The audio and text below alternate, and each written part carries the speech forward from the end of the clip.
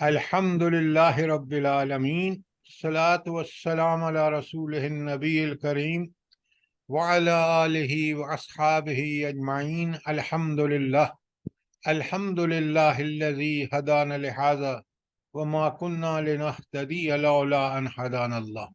رب اشرح لی صدری ویسر لی امری واحلل عقدۃ من لسانی یفقہوا قولی، آمین یا رب العالمین۔ ہم نے آیت نمبر 28 شروع کرنی ہے، اور یہ تقریباً اب خاتمہ ہو رہا ہے۔ جو واقعہ ہم نے تفصیل سے دیکھا ہے حضرت آدم علیہ السلام اور ابلیس لعین کا، میں اس کا خلاصہ اس آیت کے تشریح کے بعد لکھوا دوں گا، تو انشاءاللہ آپ کو پورا اس کی تفصیلات جو پورے قرآن میں آئی ہیں اس کی ایک سمری آپ کے سامنے آ جائے گی۔ پہلے ہم آیت 28 کر لیتے ہیں، پھر انشاءاللہ اس کو میں لکھواتا ہوں آپ کو۔ آپ ذرا اپنے قلم پین تیار رکھیں۔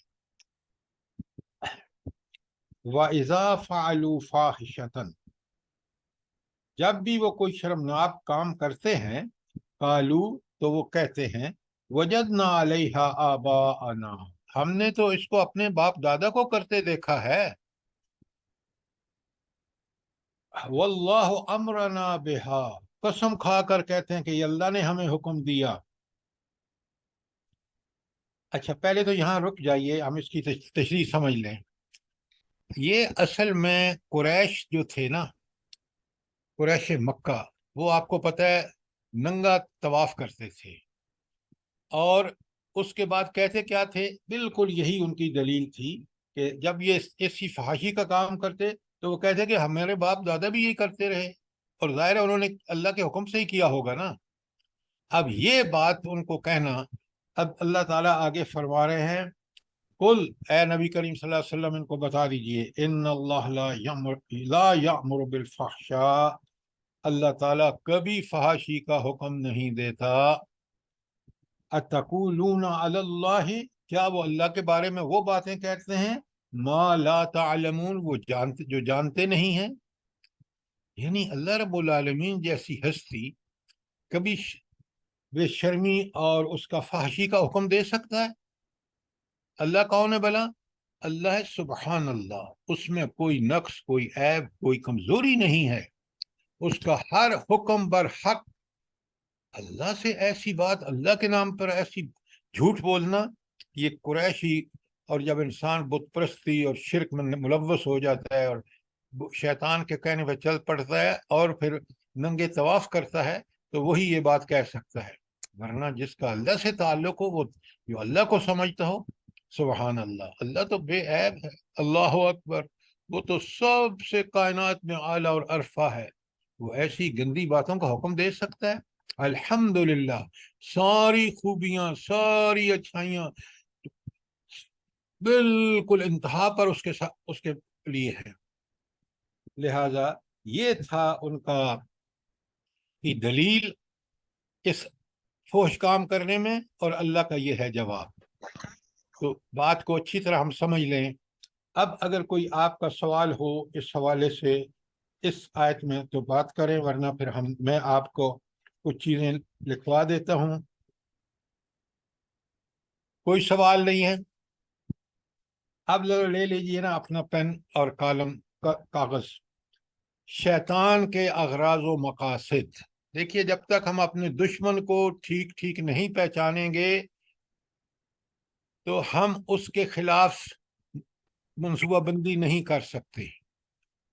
اچھا، شیطان کا سب سے بڑا مقصد کیا ہے بتائیے؟ اس کی سب سے بڑا گول جو ٹارگٹ، گمراہ کرنا سر۔ نہیں نہیں نہیں نہیں نہیں، یہ نہیں، ہاں جی، اور انسانوں کو اپنے ساتھ جہنم میں لے جانا۔ ہاں، یہ ہوئی نا بات، سب انسانوں کو جہنم میں لے جانا، یہ اس کا اصلی گول ہے۔ اب وہ گمراہ تو اس کے دوسرے اغراض و مقاصد ہیں، اصل مقصد اس کا یہ ہے، یہ نوٹ کر لیں کہ اس نے انسانوں کو کہاں لے جانا ہے؟ جہنم میں۔ یہ ہے اس کا سب سے بڑا مقصد، گول، سب سے بڑے اغراض و مقاصد، بنیادی یہ ہے۔ کہ انسانوں کو جہنم میں پہنچا کر اسے جنت کی ابدی نعمتوں سے محروم کرنا. لکھ لیا آپ نے؟ اب لکھیں اس کے ذیلی مقاصد کیا ہے. یہ تو تھا نا اس کا اصلی اور بنیادی مقصد. اب اس کے ساتھ اور کیا مقاصد ہیں؟ لوگوں کو شرک میں مبتلا کرنا، نمبر 1. لوگوں کو شرک میں مبتلا. اب اپنے ارد گرد دیکھ لیں کہ یہ کس قدر لوگ جو ہیں اسلام کا دعویٰ بھی کرتے ہیں اور شرک کا بھی سارے کچھ کاروائیاں کر رہے ہیں. نمبر 2، کافر نہ بنا سکے تو لوگوں کو گناہوں میں مبتلا کرنا. اچھا، اگر کافر بن جائیں گے تو پھر کیا فائدہ ہوگا اس کو؟ جو بھی وہ نیکی کریں گے اس کا آخرت میں کوئی فائدہ نہیں ہوگا، سب کچھ دنیا میں مل جائے گا. نہیں نہیں نہیں، اب آپ نے بات ٹھیک نہیں کی. جب وہ کافر بن جائیں گے تو وہ شیطان کے ساتھ ہی بن جائیں گے. وہ دنیا میں بھی وہی کام کریں گے جو شیطان کرتا ہے. بات سمجھ سر آئی کہ نہیں؟ کافر نہ بنا سکے تو پھر اگلا کیا اس کا لکھوایا آپ نے؟ گناہوں میں مبتلا کرنا.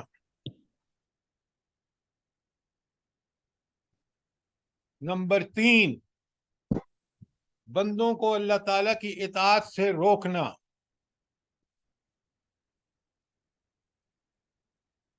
یہ سب ایک ایک کر کے نوٹ کیجئے.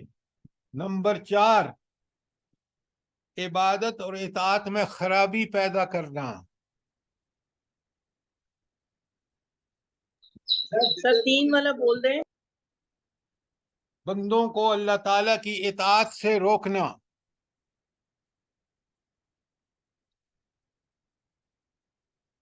بھلا کس طرح روکتا ہے کہ مثال دیں؟ اور جلدی سے. چوتھا پہلے تیسرے کی مثال دیں تاکہ ہم سمجھ کے چلیں، صرف لکھے نہیں. سر کوئی نیکی کا موقع ملے تو وہ سستی اور کالی اور اس طرح کر کے ورگلاتا رہتا ہے. جیسے نماز کا ٹائم ہے فرض کریں تو وہ نکل جائے. سر جب اگر صدقہ کرنے لگیں تو پھر وہ کہے کہ ایسے تم غریب ہو جاؤ گے، پہلے اپنی ضرورتیں پوری کرو. بالکل، یہ ساری باتیں آپ ٹھیک کہہ رہے ہیں. یہی ہے اللہ کی اطاعت سے روکنا. نمبر 4، عبادت اور اطاعت میں خرابی پیدا کرنا.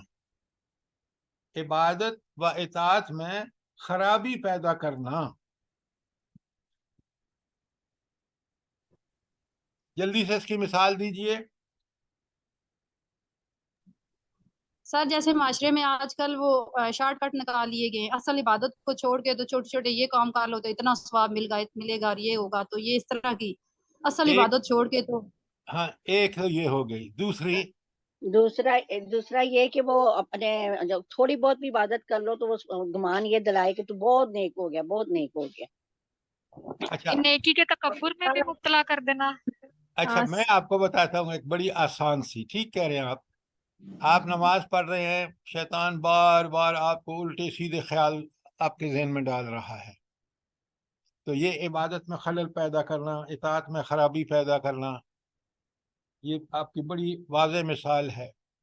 اچھا، اس سے بچنے کا کیا طریقہ ہے کہ ہم نماز میں شیطان آ رہا ہے اور بار بار ہمیں ڈسٹرب کر رہا ہے، تو اس سے بچنے کا اعوذ طریقہ؟ باللہ من اعوذ باللہ الشیطان من الشیطان الرجیم شیطان پڑھ کے الرجیم بائیں پڑھیں. طرف پھونک دینا، بائیں طرف پھونک دینا. اور یہ نماز میں تو آپ بائیں طرف نہیں پھونک سکتے. سر سر جیسے ہی اگر خیال ہمیں چیزوں کا مطلب سمجھ میں آتا ہو اور ہم اونچی آواز میں پڑھیں تب بھی وسوسے کم آتے ہیں. سر نماز میں توجہ کرنا ترجمے کی طرف. جو پڑھ رہے ہیں آپ جس کیفیت میں ہیں، سجدے میں ہیں تو رکوع میں ہیں تو قیام میں ہیں تو کیا بول رہے ہیں زبان سے، جب اس کی طرف توجہ اور اس کو سمجھ رہے ہوں گے، شیطان کبھی آپ کو سوچتا ہے اس کو چھوڑو کسی اور کے پیچھے چلو، یہ تو بالکل ہی غرق ہے نماز میں. تو نماز کو پڑھتے وقت جو پڑھ رہے ہیں اس کو پوری طرح سمجھ کے، اور جس کیفیت میں رکوع میں تو جھک کے میں کہہ رہا ہوں سبحان ربی العظیم، سجدے کی حالت میں جب میں ناک زمین پہ رکھ کے کہہ رہا ہوں سبحان ربی العالی، یہ کیفیات میرے سامنے ہوں گی کہ میں اس رب کو جس نے مجھے زندگی بخشی، یہ زندگی دی، جس نعمتیں دے رہا ہے، جس کے احسان، جس کے کرم، تو شیطان کبھی قریب نہیں آ سکتا. نمبر سر 5، نماز کو آخری نماز سمجھ کے پڑھنا۔ نمبر 5، انسانی نسل کی بہترین کرنا، انسانی نسل کی بہترین کرنا۔ اللہ سے اس نے کہا تھا کہ میں ان کو جڑ سے اکھاڑوں گا، ایسا دشمن ہوں گا کہ جو ان کی بہتری کر دوں گا۔ نمبر 6، مفلسی سے ڈرانا، مفلسی سے ڈرانا اور فحش کاموں کی ترغیب دینا۔ یہ آج کل آپ دیکھ رہے ہیں کس قدر شیطان کا کامیاب حربہ ہے کہ مفلسی سے ڈراتا ہے، ہو یہ تم اللہ کے راستے میں خرچ کر رہے ہو، تمہاری فلاں ضرورت نہیں ہے، نعوذ باللہ۔ اور فحش کام دبا کے فیشن پرستی کر کے آپ منگنی کا بندوبست کرنا، وہ شادیوں میں جناب بڑے بڑے خرچے کر دینا، مخلوط محفلیں، یہ سب ترغیبیں دیتا ہے۔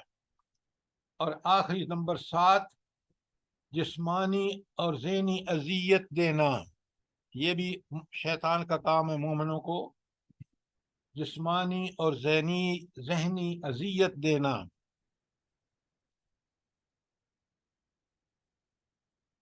یہ تو تھے شیطان کے اغراض و مقاصد۔ کوئی سوال ہو یہاں تک؟ سر اس آخری پوائنٹ کو تھوڑا سا واضح کر دیں، جسمانی اور ذہنی اذیت والے کو۔ آپ کو پتہ نہیں کہ بچوں کو جو شیطان حرکتیں کرتا ہے تاکہ ان کو اظہار آسانی سے وہ چیخیں چلائیں، ان کے والدین ڈسٹرب ہوں۔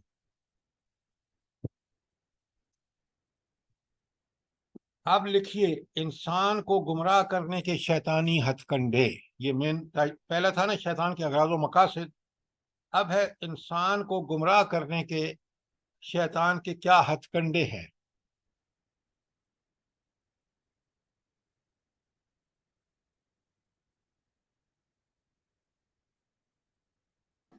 پہلی چیز، باطل کی تزین، باطل کو خوبصورت بنا کے دکھانا۔ اس کا ایک اور ہوگا کالے دھندے اور گورے نام، کالے دھندے اور گورے نام۔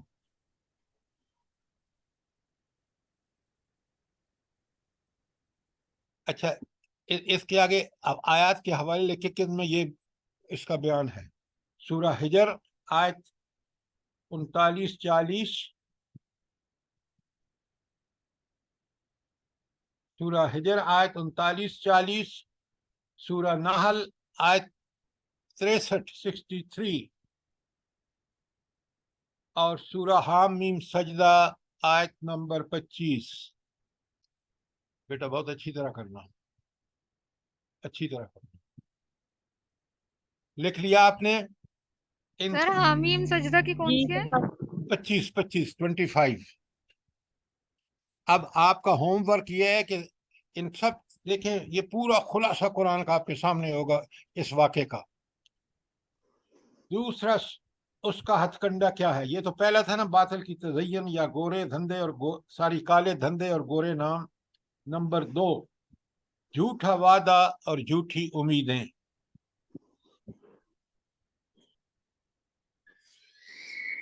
جھوٹا وعدہ اور جھوٹی امیدیں، اس کا ذکر کہاں ہے؟ سورہ نساء کی آیت 120 اور سورہ انفال کی آیت 48۔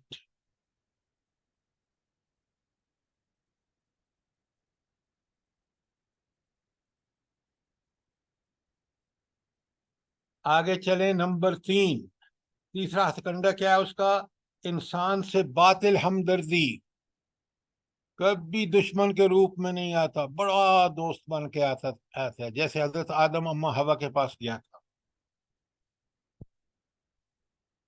انسان سے باطل ہمدردی، سورہ اعراف کی آیت 21، سورہ اعراف 7 نمبر پہ اس کی آیت 21۔ نمبر 4، نسیان یعنی بھول جانا، نسیان و غفلت،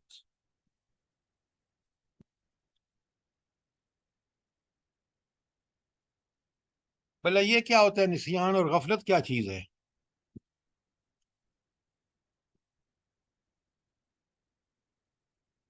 بتائیے. میں نماز کی رکعتیں بلا دینا یا پھر نیکی کے کام بلا دینا. لاپرواہی. یہ آپ کی بات بالکل ٹھیک ہے. آپ نے سوچا کہ میں سفر میں جا رہے ہیں، چلیں بھائی میں راستے میں یہ پڑھوں گا، اس نے بلا دیا اور آپ گپوں میں لگ گئے. آپ نے کہا میں یہ نیکی فلاں وقت یہ نیکی کروں گا، اس نے غفلت میں ڈال دیا، آپ بھول گئے اور وہ کر نہیں پائے. تو یہ ساری چیزیں نوٹ کریں. بڑا یہ آیتیں کے حوالے اور میں جو آپ کو لکھوا رہا ہوں یہ آپ کو شیطان سے بچنے میں بڑی مدد دیں گے. اچھا، اس کے لیے لکھیں آیات. سورہ الانعام کی 68.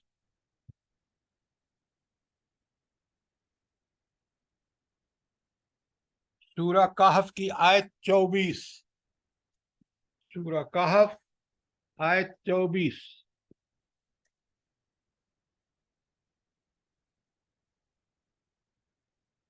لکھ لیا آپ نے؟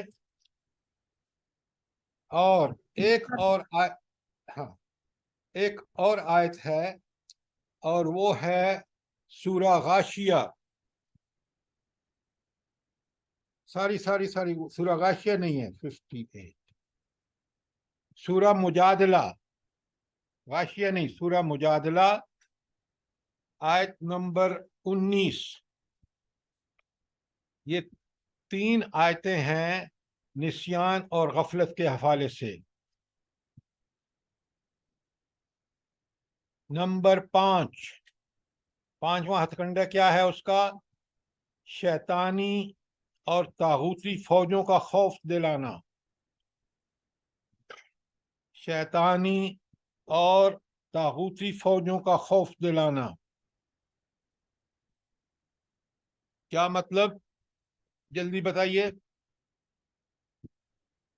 سر یہ کہ انڈیا حملہ کرنے لگا ہے، امریکہ حملہ. ہم تو ڈوبے ہوئے ہیں اس میں. امریکہ IMF کا اور یہ امریکہ سارا بڑی جیسے آپ طاقت ہے، اس سے ڈرو، اس کا کہنا مانو. آپ کے حکمران، آپ کے اسٹیبلشمنٹ سارے امریکہ کے غلام بنے ہوئے کیونکہ شیطان نے ڈرایا ہوا ہے ان کو. وہی امریکہ کتنا ذلیل اور رسوا ہو کے شکست کھائی افغان مجاہدین سے. مومن ہو تو وہ صرف اللہ سے ڈرتا ہے، وہ کسی سے نہیں ڈرتا. کتنی پیاری باتیں قرآن نے ہمیں بتا دی کہ تمہیں اگر شیطان سے بچنا ہے، یہ ہیں وہ اس کے ہتھ کنڈے، تم ہوشیار رہو. نمبر 6. سورۃ بقرہ میں بھی تو کہا گیا نا کہ ان سے مت ڈرو، مجھ سے ڈرو. بھائی اب وہ مومن ہی کیا ہے جو کسی اور سے ڈرتا ہے، اللہ سے نہیں ڈرتا؟ کیا بات کر رہے ہیں آپ؟ ایمان ساری ہے تو پھر وہ صرف اللہ سے ڈرتا ہے. سر اس کی آیات نہیں لکھوائی. کنٹرول طاقت کس کے پاس ہے؟ اللہ کے پاس ہے. جی سر اس کی آیات نہیں لکھوائی، کس کی؟ اس 5ویں پوائنٹ کی. ہاں، آل عمران کی 175. آل عمران کی 175.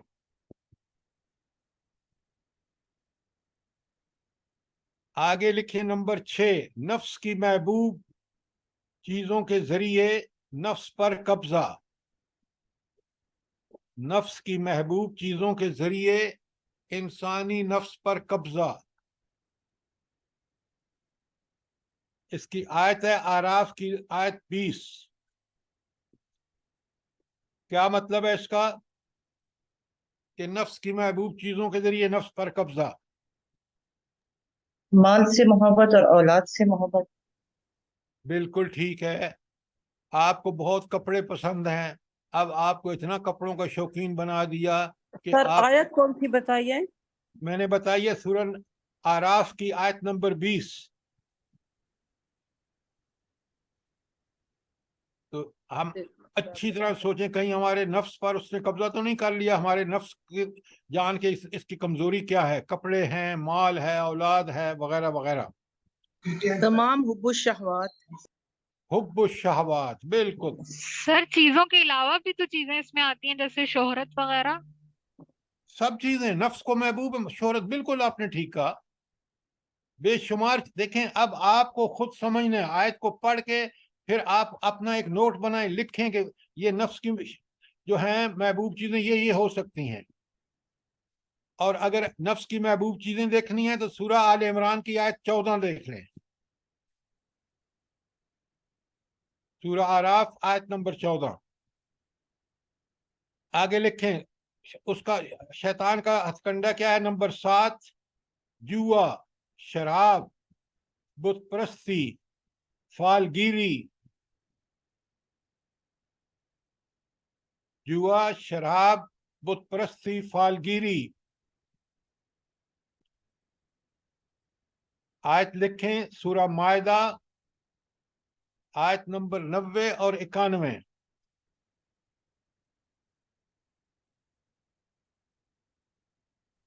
نمبر 8، جادوگری.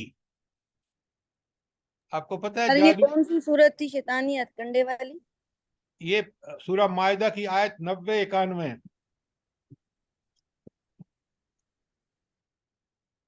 اور جادوگری نمبر 8. پتہ ہے جادو کفر ہے، یاد رکھنا. یہ آیت ہے سورہ بقرہ کی آیت 102.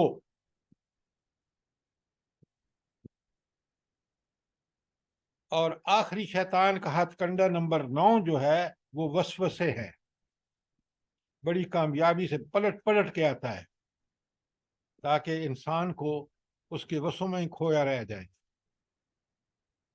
اس کے لیے آیات ہیں سورہ، سر جی 7واں پوائنٹ دوبارہ ریپیٹ کر دیں. تو آپ نے پہلے کیوں نہیں لکھا؟ دیکھیں نا، آپ اس طرح نہ کیا کریں. 7واں لکھیں سو جاتے شراب، ہیں. جوا، بت پرستی اور فالگیری. آیت المائدہ کی آیت 90 91.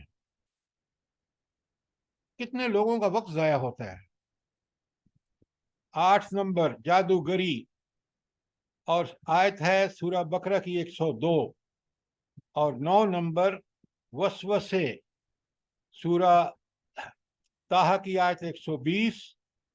اور آخری سورت سورہ الناس.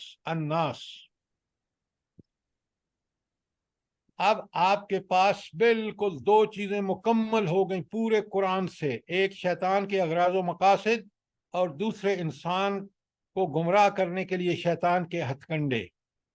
کوئی چیز رہ گئی ہے ان میں سے تو بتائیں مجھے.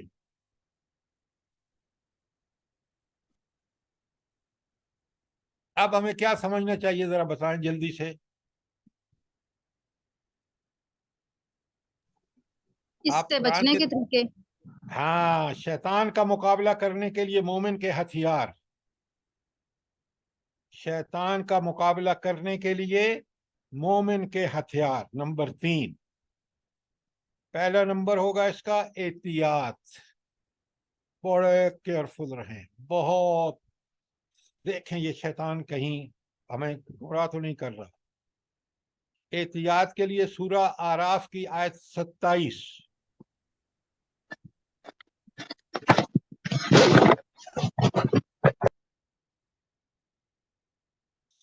دوسرا نمبر جو بہت ہی ایفیکٹو ہے، قرآن و سنت پر پابندی سے عمل.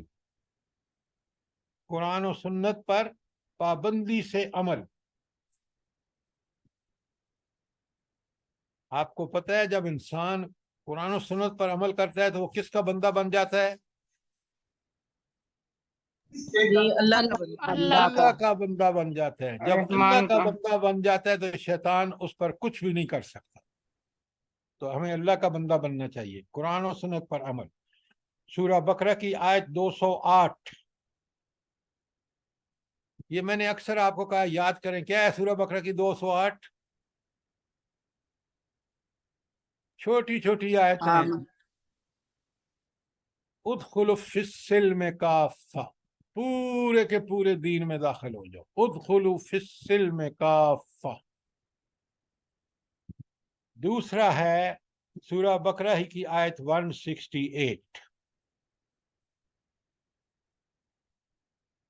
یہ تھی دوسرا ہتھیار مومن کا.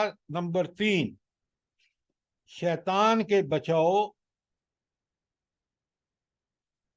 سے اللہ تعالیٰ کی پناہ مانگنا. یہ بڑا اہم ہے. اللہ کی پناہ میں جب انسان آ جاتا ہے تو وہ ہر قسم کے شر سے بچ جاتا ہے. شیطان کے بچاؤ سے اللہ تعالیٰ کی پناہ مانگنا. سورہ آراف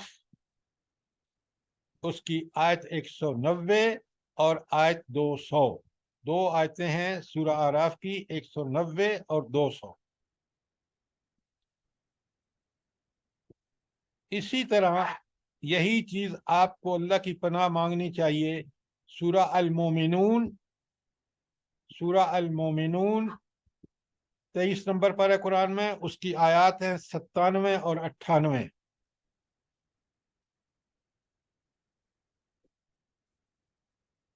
ٹھیک ہو گیا. نمبر 4 ذکر الہی میں مشغولیت.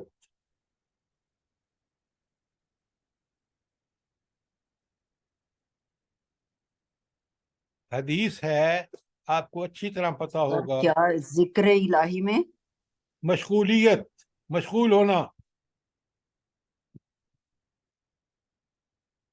اچھا، حدیث ہے کہ جب انسان کے ہونٹ ذکر سے ہل رہے ہوتے ہیں شیطان قریب نہیں آتا. لیکن ایک بات اچھی طرح نوٹ کر لے، ذکر سوچ و فکر کے ساتھ. اگر ذکر کے ساتھ فکر نہیں ہے، دیکھیں نا ایک دکان پہ بیٹھا آدمی درود شریف پڑھ رہا ہے اور اس کو دھوکہ دے رہا ہے گاہک کو. ایسا ذکر کبھی شیطان، بلکہ وہ شیطان کے اندر تو پہلے ہی اس کے اندر گھسا ہوا ہے. تو ذکر فکر کے ساتھ کہ سوچ سمجھ کے دل و دماغ پر اثر ہو، شیطان بالکل قریب نہیں آتا. نمبر 5، مسلمان جماعت سے وابستگی. قرآن کہتا ہے، اللہ تعالیٰ فرماتے ہیں کونوا مع الصادقین. وہ جو سچے لوگ ہیں، جو دین پر جم کر سچ مان کر اس پہ عمل کرتے ہیں، ان کے ساتھ رہو. تمہیں ان کے ساتھ رہ کر ان کی طرح نیک ہو جاؤ گے اور شیطان سے بچ جاؤ گے. کونوا مع الصادقین. نمبر 6، شیطان کی مخالفت. بھلا یہ کیا بات ہوئی؟ جلدی بتائیں. اگر ہمیں کسی نیکی سے رکنے کا خیال آئے تو پھر ہم اس کو ضرور کریں. بھائی وہ دشمن ہے نا آپ کا، ہے نا دشمن؟ نہیں ہے. قرآن کہتا ہے عدو مبین کے لفظ بھی آیا، کھلا دشمن بھی ہے، عدوً بھی، پکا دشمن بھی ہے. تو اس دشمن کی مخالفت کر کے ہی آپ اس کو دور رکھ سکتے ہیں. اگر اسے دوستی کر لیں گے تو آپ تو تباہ ہو جائیں گے. لہذا ہر وہ کام جو شیطان کرتا ہے اس کو الٹ کرنا. وہ اللہ کی یاد بلاتا ہے، ہم اللہ کو یاد کریں. شیطان کی 6 نمبر 7، جلد بازی شیطان کا کام ہے. یہ بڑی اہم بات ہے. جلد بازی شیطان کا کام ہے. حدیث میں اس کا ذکر آیا ہے. تو بغیر سوچے سمجھے جب کام کریں گے، بڑی اچھی طرح سوچ سمجھ کے. اچھا، کسی کام کے بارے میں سوچنا کس بات کا ہوتا ہے بھلا؟ سوچ کے بتائیے گا، ایسے تک نہ ماریے گا. کہ سوچ سمجھ کر کام کرنا چاہیے. کیا سوچنا سمجھنا چاہیے؟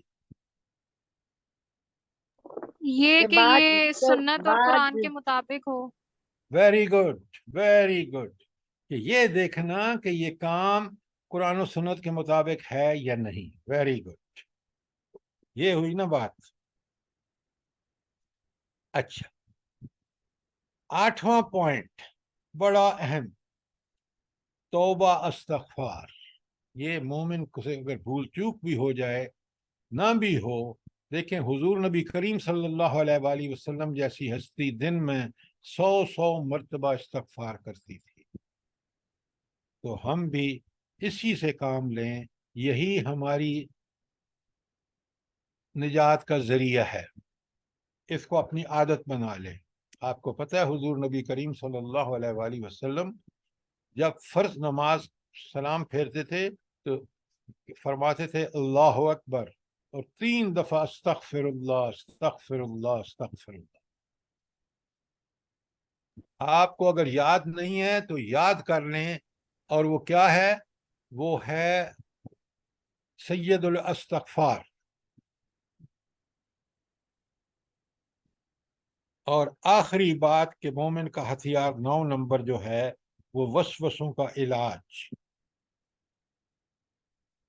شیطان وسوسوں کے ذریعے تو انٹر ہوتا ہے، تو اس کا علاج جو ہے وہ سورہ آراف کی آیت 200 میں ہے۔ سورہ سر ایک آراف، دفعہ پھر پلیز بول دیں۔ وسوسوں کا علاج یہ بتایا گیا ہے سورہ آراف کی آیت 200 میں۔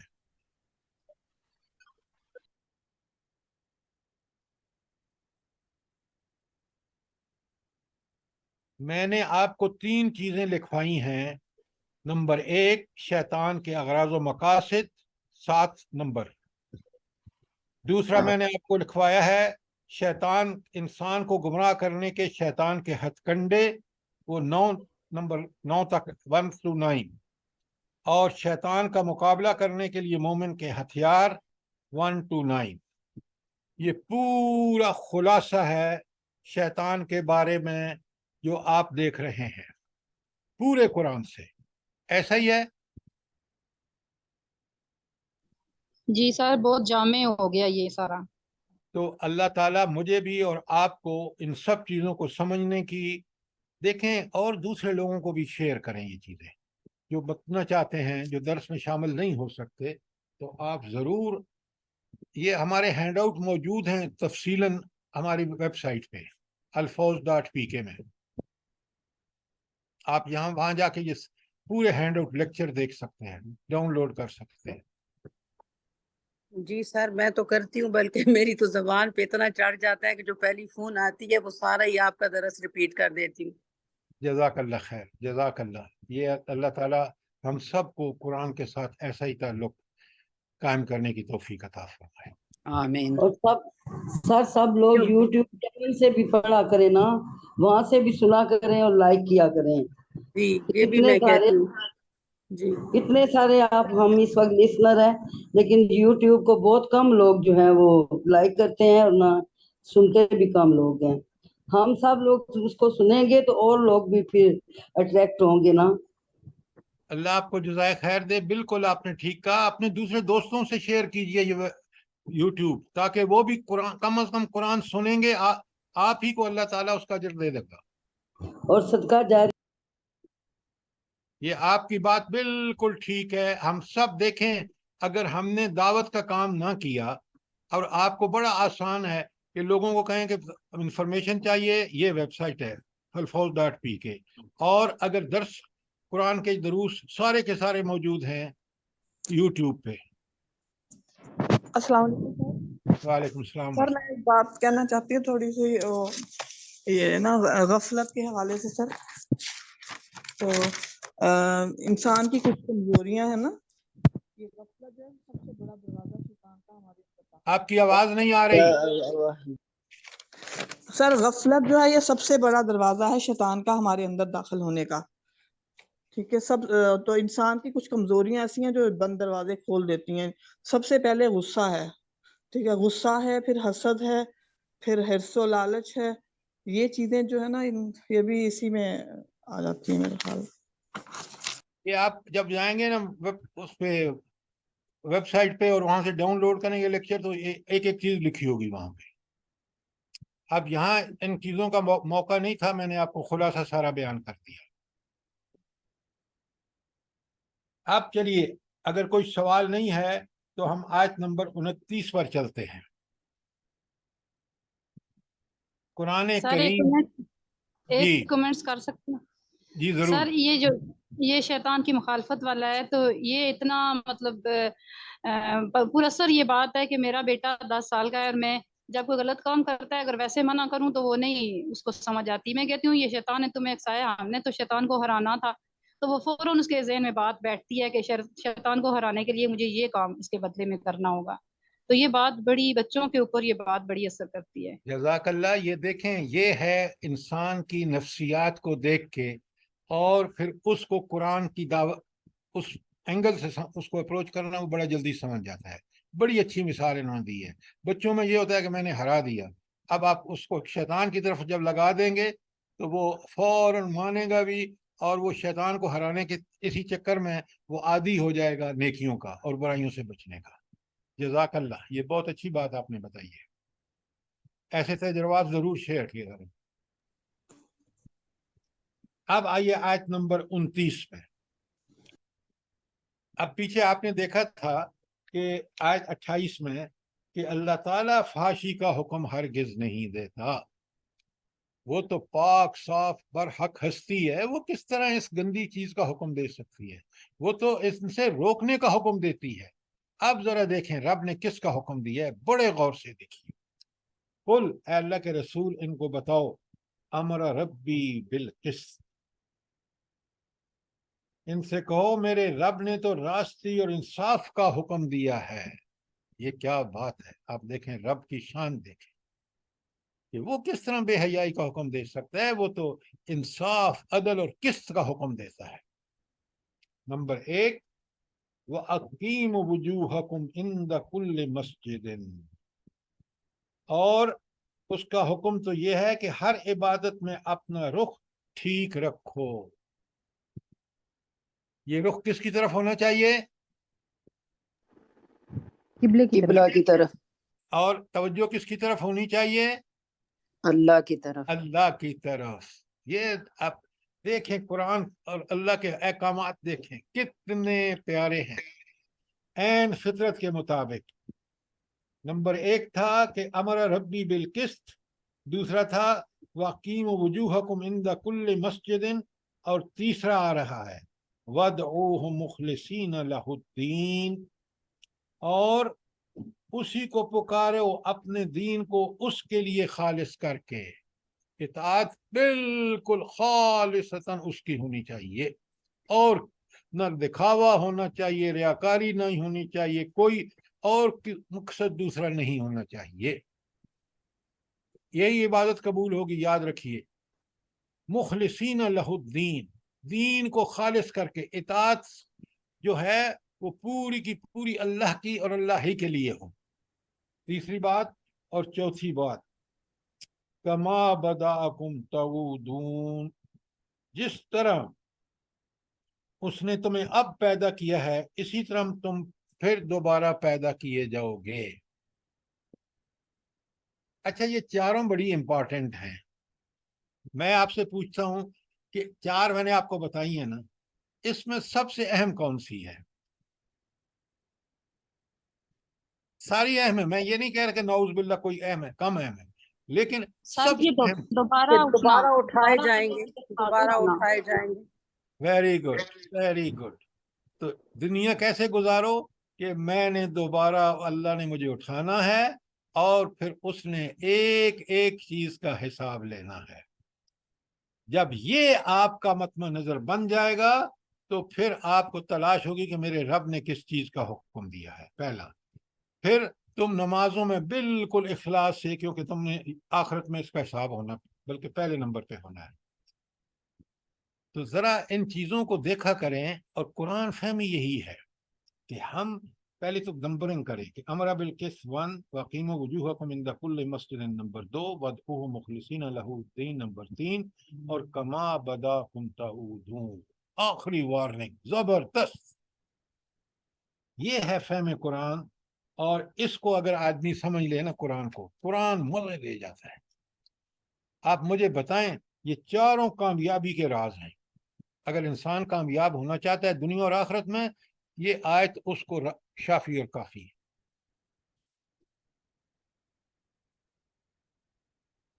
اچھا، اب سنیں اللہ تعالیٰ کیا فرماتے ہیں. تو بنیادی اصول کیا ہوئے ذرا پھر اس آیت کو ریویو کر لیں کہ انسان اپنی زندگی کو کس پر قائم کرے؟ عدل اور راستی پر، سچائی پر۔ نمبر 2، اپنا رخ ٹھیک رکھے اللہ کی طرف، اللہ کو سامنے رکھ کے معاملات کرے، کیونکہ اس نے ایک دن اللہ کے سامنے پیش ہو کے حساب دینا ہے۔ اور تیسری بات، رہنمائی، تائید اور نصرت اور حفاظت کے لیے کس سے دعا مانگے؟ اللہ سے دعا مانگے۔ اور آخری بات کہ اس کا یقین، پکا سچا یقین کہ میں نے جس طرح اللہ نے مجھے اب پیدا کیا، دوبارہ پیدا کر کے قیامت کے روز مجھ سے ایک ایک چیز کا حساب لے گا، چھوٹی سے چھوٹی اور بڑی سے بڑی۔ ہر گناہ قابل سزا ہوگا اور ہر نیکی قابل اجر ہوگی۔ یہ کتنی قیمتی باتیں ہیں، یہ قرآن ہی آپ کو بتا سکتا ہے، کیونکہ اللہ تعالیٰ جو ہے اس نے دیکھیں کوزے کو دریا میں بند کر دیا، بندہ بالکل نہیں کر سکتا۔ اچھا، اب سنیں آیت نمبر 30، فریقاً ہدا، ایک گروہ نے تو سیدھا راستہ دیکھ لیا، وہ تو ہدایت پر چلا، وہ فریقاً حق علیہم الضلالہ، مگر دوسرے گروہ پر گمراہی چسپاں ہو کے رہ گئی، وہ پکے سچے گمراہ بن گئے۔ تو دو فریق ہو گئے، جنہوں نے اللہ کی خوشنودی اوپر 4 نکات پہ عمل کیا۔ وہ کون سا فرقہ یا کون سا گروہ ہے؟ جس نے ہدایت پائی، اور جو شیطان کا ساتھی ہو گیا اس پر گمراہی مسلط ہو گئی۔ میں نے آپ کو لکھوائی ہے سورہ آیت نمبر 36 ہے، سورہ اس کی 43 نمبر سورت ہے، اس وقت نام میرے ذہن سے اتر رہا ہے۔ فریقاً ہدا، ایک گروہ ہدایت یافتہ ہے، وہ فریقاً حق علیہم الضلالہ، اور ایک دوسرا گروہ ہے جس پر گمراہی چسپاں ہو گئی ہے۔ کیوں؟ سر حامیم سجدہ ہے وہ۔ نہیں حامیم سجدہ نہیں، وہ 41 نمبر ہے، یہ اس سے 43 نمبر آگے ہے۔ سر 41 پہ حامیم سجدہ ہی آ رہی ہے۔ میں 43 بتا رہا ہوں آپ کو، سر وہ زخرف ہے، سورہ زخرف۔ زخرف کی آیت 36۔ جزاک اللہ۔ ذرا بڑے غور سے سنیں آیت کو، اور ہم دیکھیں قرآن کی ایک ایک آیت ہمارے لیے آئینہ ہے کہ جس کو سامنے رکھ کے ہم اپنی حیثیت پہچان سکتے ہیں۔ اب ذرا اسی آیت کو دیکھیں، آیت 30 کو، فریقاً ہدا، ایک گروہ ہدایت یافتہ ہے، وفریقاً، اور دوسرا گروہ حق علیہم الضلالہ، ان پر ضلالت چسپاں ہو گئی۔ کیوں؟ کون ہے یہ لوگ؟ انہم اتخذوا شیطان اولیاء، شیاطین اولیاء، انہوں نے شیطانوں کو اپنا ولی بنا لیا، دوست بنا لیا، مددگار بنا لیا، شیطان ان کے رفیق ہیں۔ من دون اللہ، اللہ کو چھوڑ کر کس کو بنا لیا دوست؟ شیطانوں کو۔ اور وَيَحْسَبُونَ، اور یہ سمجھتے رہے، یہ گمان کرتے رہے، انہم مہتدون، کہ بڑے ہدایت یافتہ ہیں۔ آج کا انسان آپ دیکھ لیں، بڑے غور سے دیکھیں، ہر ایک کو کہے گا مجھ سے بڑا کوئی تعلیم یافتہ، میرے پاس تو ڈگریاں ڈھیر ہیں، B A, M A, P H D, M S, فلانا فلانا فلانا، اور اس کو قرآن و حدیث کا جو اصلی علم ہے دنیا کی زندگی گزارنے کے لیے اس کا پتہ بھی نہیں ہے۔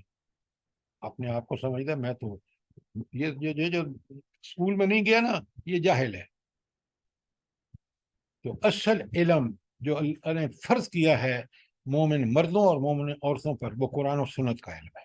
باقی سب علم آپ حاصل کریں، لیکن یہ علوم جو ہیں یہ اصل علم نہیں ہے، یہ انفارمیشن ہے، یاد رکھیے۔ اور اس کی حیثیت صرف دنیا کی حد تک ہے۔ دیکھیں نا، میں نے انجینئرنگ پاکستان سے پھر امریکہ سے کی، اور ساری دنیا دیکھی، وہ سارا کچھ ایک دنیا کے لیے تھا، لیکن جس چیز نے مجھے ہمیشہ حق پر قائم رکھا اور میری رہنما رہی، وہ قرآن و سنت کا، اور اللہ تعالیٰ کا احسان کہ اس نے مجھے اس کا طالب علم بنایا. سبحان اللہ سر. اس کو پکڑ رکھیے، اس کو پکا کیجیے، باقی چیزیں جو ہیں وہ سیکنڈری ہیں. اصل اور بنیادی چیز یہ ہے. اچھا، تو یہ دو گروہوں کا ذکر ہے، اور ہم اچھی طرح دیکھ لیں کہ ہمارا تعلق کس گروہ سے ہے. اگر پہلے گروہ سے ہے تو الحمدللہ، اور اگر کہیں دوسرے گروہ کی چکر بازیوں میں پڑے ہوئے ہیں تو فوراً نکل کے پہلے گروہ میں جائیں. آگے دیکھیں کیا نصیحتیں ہیں، کیا ہدایتیں ہیں رب العالمین کی. قل، اے اللہ کے رسول ان کو بتاؤ، من حرم زینت اللہ التی اخرج لعبادہ. اے نبی صلی اللہ علیہ وسلم ان کو بتاؤ کہ اللہ تعالیٰ کی اس زینت کو حرام کر دیا. کس نے اس زینت کو حرام کر دیا؟ جسے اللہ تعالیٰ نے اپنے بندوں کے لیے پیدا فرمایا. سر 31 السلام علیکم آیت سر، ایک آیت چھوٹ گئی ہے.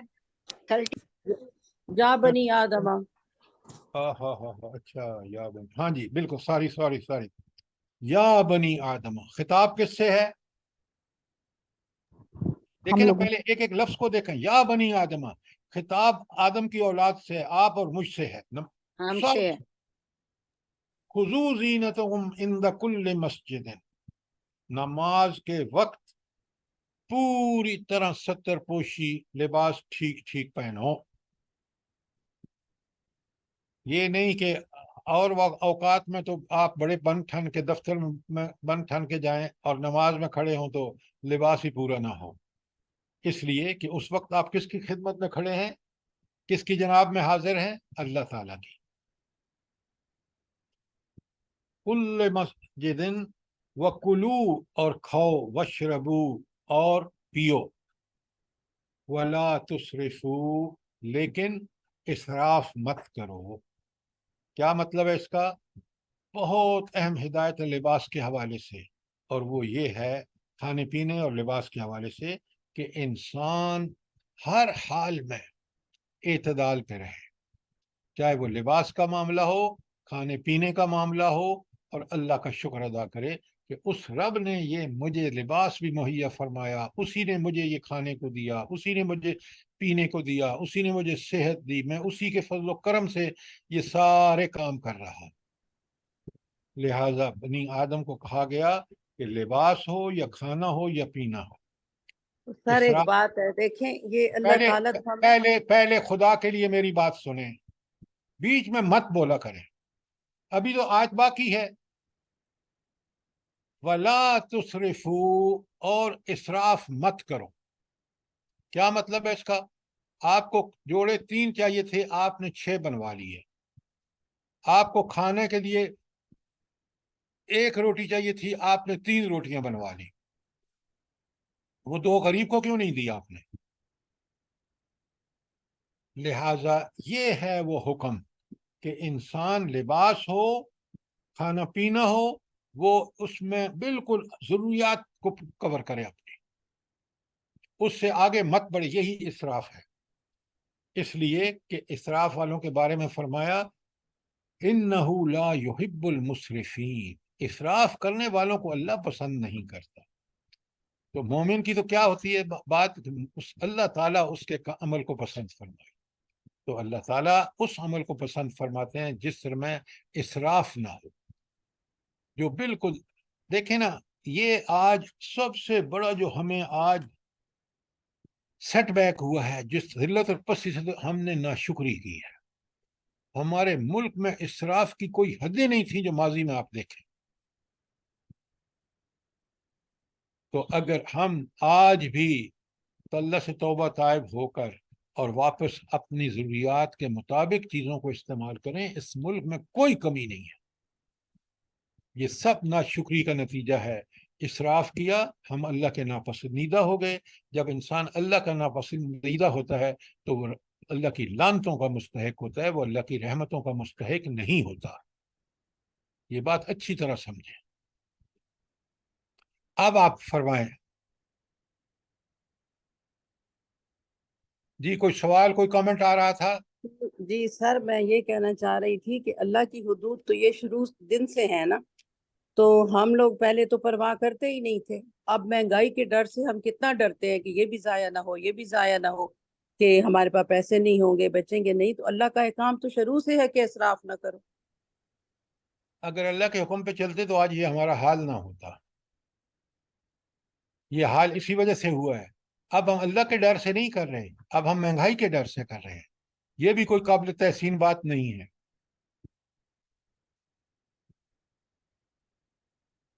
اچھا، ایک بات یہاں نوٹ رکھیں کہ اللہ تعالیٰ کی نعمتوں پر جو پابندی ہے نا، وہ خود اللہ لگا سکتا ہے.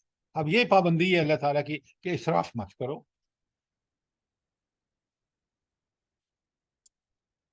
تو اب کیونکہ ٹائم ہو گیا ہے تو کل سے ہم انشاءاللہ آیت 32 کل سے کریں گے. کوئی سوال، کوئی کامنٹ، یہ آپ جو لکھا ہے آپ نے اس کو بہت اچھی طرح کر کے اپنے رشتہ داروں دوستوں کو بھیجیں شیطان کے حوالے سے، ان آیت کے حوالے کے ساتھ، تاکہ لوگ جو ہے ان کو کم از کم پتہ تو لگ جائے. عمل نہ کریں گے آپ کو اللہ تعالیٰ اجر دے گا، کیونکہ آپ نے ان کو صحیح بات قرآن کا ایک خلاصہ پہنچا دیا. اور اگر ان کی تفصیلات آپ کو چاہیے تو آپ ویب سائٹ پہ جائیں alfawz.pk، وہاں شیطان کے چیپٹر میں جائیں اور وہاں یہ سارے لیکچر رکھے ہوئے ہیں.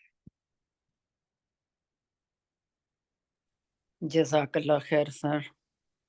کوئی کامنٹ؟ سر جزاک سب اللہ سے صاحب. زیادہ ہم نے گروپ بنائے ہوئے ہیں اور گروپس میں شیئر کرتے ہیں یہ آپ کے لیکچر وغیرہ نا، تو جب نہ کبھی لیٹ ہو جائیں تو لوگ مانگتے بھی ہیں خود سے. جزاک اللہ، جزاک اللہ. سر سب سے زیادہ اعتراف شادی بیاہ کے موقع پر ہوتا ہے، استغفر اللہ. وہ تو کوئی کسر ہم چھوڑتے ہی نہیں ہیں. کیسی بات کرتے ہیں آپ؟ اب ہمارا ہاتھ جہاں تک لگتا ہے نا، یہ تو شادی بیاہ کی آپ بات کر رہے ہیں. کوئی موقع ہو جب اللہ کے بندہ اللہ کی نافرمانیوں پہ اتر آتا ہے، اس کا شکر نہیں کرتا، اس کی نعمتوں کا اعتراف نہیں کرتا، پھر وہ کوئی موقع ہاتھ سے نہیں جانے دیتا دکھانے کا، شو بازی کا، اسراف کا. یہ اللہ کو بہت سخت ناپسند ہے. مومن اس کی نعمتوں کو امانت سمجھتا ہے. دولت ہو، پاک اور حلال رزق، یہ اللہ کی امانت ہے، اور اس کو سر امانت. جی ایک چیز میں شیئر کرنا چاہ رہی تھی کہ ہم نے جو ہتھ کنڈوں میں جادوگری بھی ابھی لکھا ہے، تو میں نے ایک انٹرویو سنا تھا، وہ جو جادوگر ہیں ان کا تھا، اور ان سے پوچھا گیا کہ کوئی ایسے بھی لوگ ہیں جن کے اوپر آپ کا جادو چلتا نہیں ہے، تو انہوں نے کہا ہاں، جو پریکٹسنگ مسلم ہے ان کے اوپر کالا جادو نہیں ہوتا. ان کے آس پاس ایک ڈوم سا ہوتا ہے جس کے اندر وہ محفوظ ہوتے ہیں اور وہ ان کے اوپر جادو اثر نہیں کرتا. بہت اچھی بات، بہت اچھی بات. اس لیے یہ ہے، دیکھیں نا، ہم گلے شروع، وہ جی جادو ہو گیا، فلانا ہو گیا. بھئی اللہ کے بندے بن جاؤ.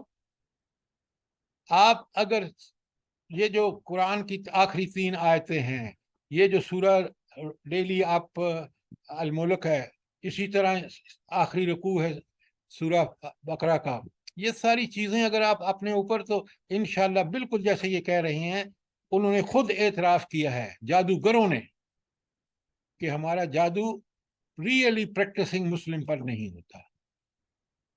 اور اللہ کو پریکٹسنگ مسلم ہی پسند ہے. یہ دعوے کرنے والے اور یہ کہ میرا باپ مسلمان، میرا دادا مسلمان، اللہ کہتا ہے میرے پاس تو ایمان اور عمل صالح کے علاوہ کوئی چیز نہیں ہے. تقویٰ وہ چیز ہے جو انسان کو اللہ کے ہاں محبوب بناتی ہے. رشتہ داری، مال، دولت، شکل، سب اس کا دیا ہوا ہے، اس کو پتہ ہے. یہ کوئی اللہ کے ہاں پریفرنس کی بات نہیں ہے. یہ تو بہت بڑے امتحانات ہیں. جزاک اللہ خیرا. اگر کوئی اور کامنٹ نہیں ہے، سوال نہیں ہے، تو پھر ہم ختم اس کو کرتے ہیں آج کا درس. بسم اللہ الرحمن الرحیم. ربنا تقبل منا انك انت السميع العليم وتب علينا انك انت التواب الرحيم. سبحان ربك رب العزة عما يصفون والسلام على المرسلين والحمد لله رب العالمين. آمين.